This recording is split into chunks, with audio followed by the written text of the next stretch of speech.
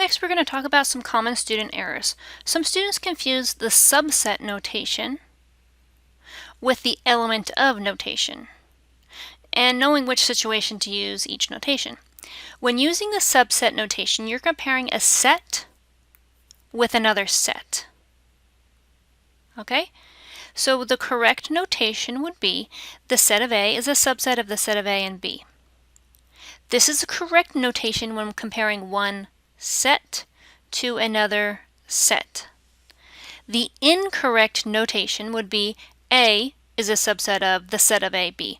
Do you notice that the A doesn't have any set around it? So we're not actually comparing a set to another set. What we're doing is comparing an element to a set. And the subset notation is not appropriate here. Now, when using the element of notation, you are comparing an element with a set. So the correct notation would be A is an element of the set of AB. This is correct notation when comparing a element to a set. Okay, so this is correct notation. Incorrect notation would be the set of A is an element of the set of AB. Well, the set of A isn't really an element, it's a set. So that wouldn't make sense to use the element of notation. So this is incorrect notation. This is incorrect notation when comparing a set to another set. So this is a set to another set, not the right notation. Let's do some of those examples. So I want you to either use the subset notation or the element of notation in the following statements. So for our first example, we have the set of 1, 2, 3, and we're comparing that to the set of 1, 2, 3, dot, dot, dot. So that keeps going forever. Because we're comparing a set to another set, we are going to use set notation, which is subset. So we have the set of 1, 2, 3 is a subset of the set of 1, 2, 3, dot, dot, dot. Whereas the next example to the right, 4, is a subset or element of the set of 1, 2, 3, dot, dot, dot. Because 4 is a element and it's not a set, notice there is no set braces around it. In this case, we are going to use the element of notation. How about our next example? The set of Monday,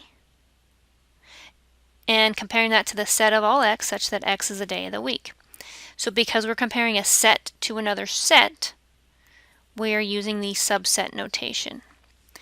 Notice to the right, we just have Monday without the little braces. So because we have Monday without the braces, that's an element. And that's comparing to x such that x is a day of the week in a set notation.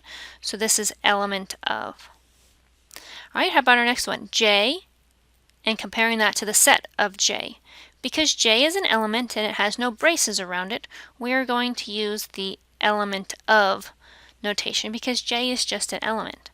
Whereas our next example, because we have braces around the J and braces around the J, we're comparing a set to another set. In this case, we're going to use subset notation.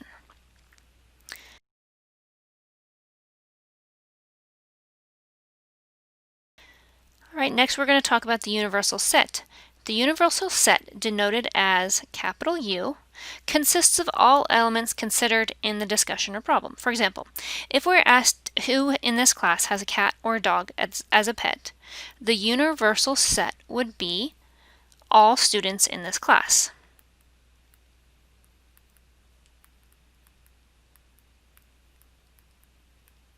The way we would write that in set builder notation is U is equal to the set of all x such that x is a student in this class.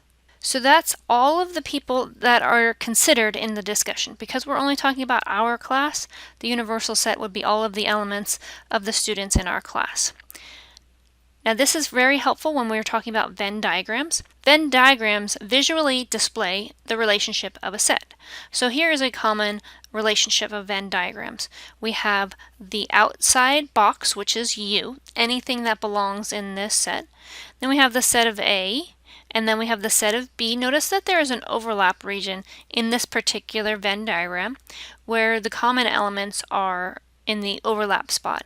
So let's say we had A is the set of all dog owners in this class, and B is the set of all cat owners in this class. And let's say that someone owns a cat and a dog. They would be in the intersection spot of the Venn diagram. If someone in this class doesn't own a cat or a dog, then they would be in the outside white space in the U, but not in either the A or the B. Okay, so that's kind of how a Venn diagram works. Now the complement of a set A, symbolized by A prime, is the set of all elements in the universal set that are not in A. So A prime is the set of all x such that x is an element of the universal set but not in a set of A. So let's say we have a set here. Let the universal set be the set of all A, B, C, D, and E.